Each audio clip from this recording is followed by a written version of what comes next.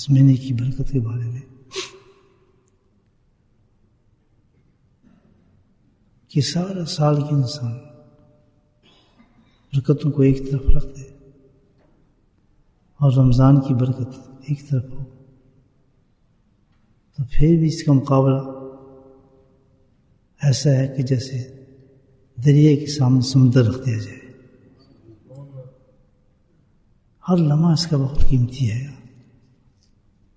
اللہ تعالیٰ ہمیں اس کو غارمت بنا کی توفیق نصیب فرمائے. اللہ کے نبی نے ایک اور احسان فرمایا کہ اس مہینے کو گزارنے کا ایک طریقہ بیان فرمایا. آپ نے اعمال بتائے اور فرمایا کہ یہ 4 اعمال رمضان کثرت کے ساتھ کرو، جو مقصود ہے انسان کا وہ مل جائے گا. ہمارا مقصد کیا ہے؟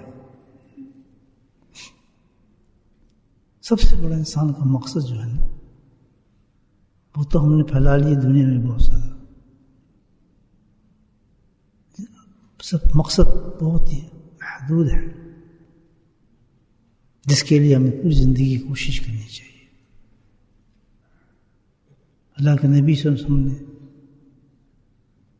رمضان گزارنے کے لیے بھی وہی بتایا ہمیں اس مقصد کو حاصل کرنے کے لیے.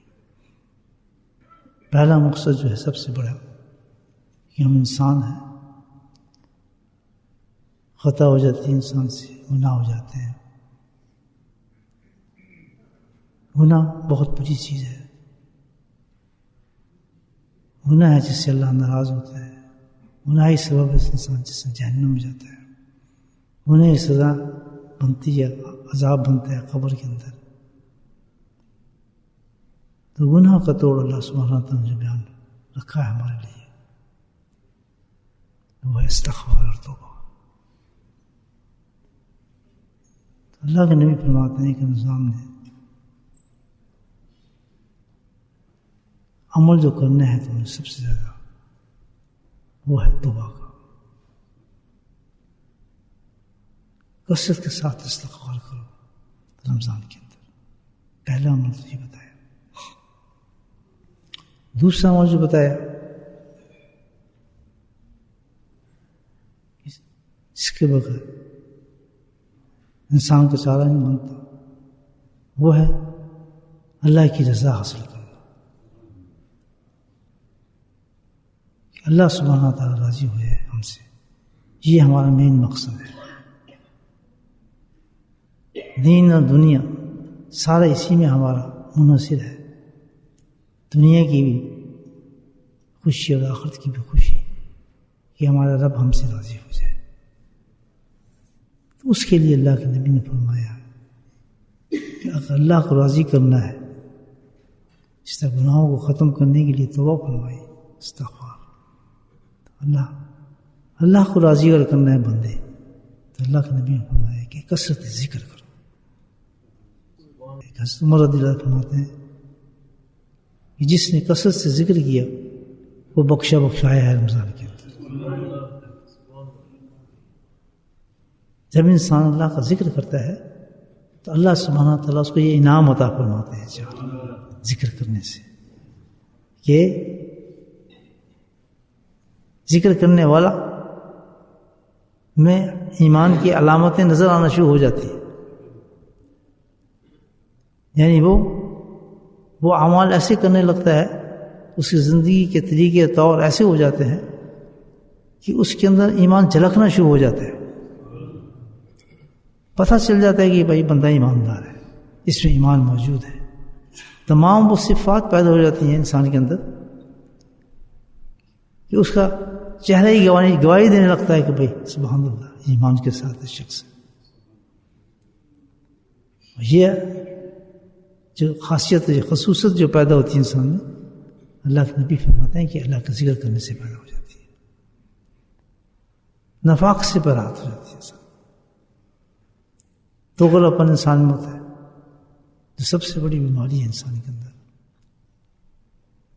الحمدللہ اتنا بڑا علاج اس کا یہ رکھا ہے اللہ تعالیٰ نے کہ اللہ کے ذکر کرنے سے اس سے بھی انسان کو نجات مل جاتی ہے، نفاق سے بھی منافقت نکل جاتی ہے اس کے اندر سے۔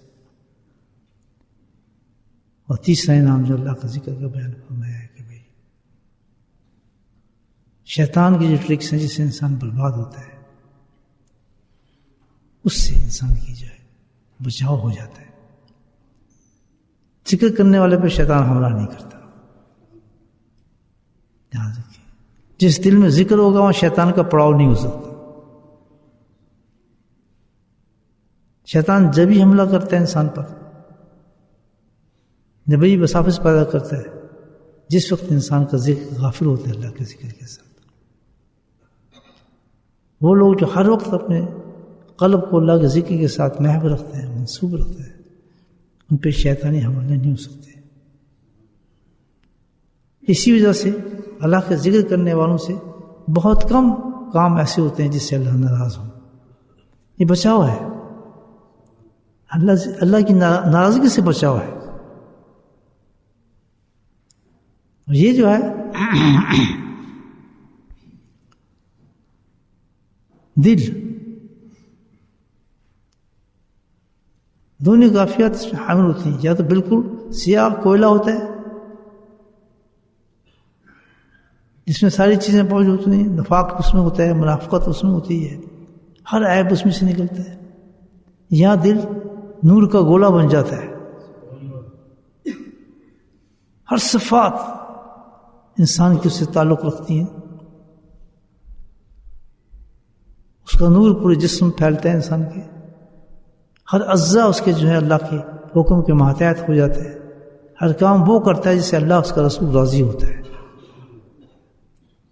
یہ باتوں سے چیز حاصل نہیں ہوتی انسان کو، یہ عمل سے چیز حاصل ہوتی ہے۔ ہم کریں، ہم اتنے پاک ہو جائیں، نیک ہو جائیں، صاف ہو جائیں، صرف خواہش رکھنے سے نہیں ہے۔ اللہ کے نبی نے راستہ بتایا کہ اپنے قلب کو ذکر کے ساتھ ہمیشہ جاری رکھو، کہ جو اعمال انسان رمضان میں شروع کرتا ہے، رمضان میں اس کی پابندی کرتا ہے، تو اللہ سبحانہ تعالیٰ کو سارا سال وہی عمل کرنے کی توفیق دے دیتے ہیں، سارا سال پھر وہی عمل کرتا ہے۔ ایسی برکت رکھی اللہ تعالیٰ نے رمضان کے اندر کہ سٹارٹ کرتے ہیں رمضان انسان، تو کیونکہ اب تو ہم رمضان میں ہیں ہی،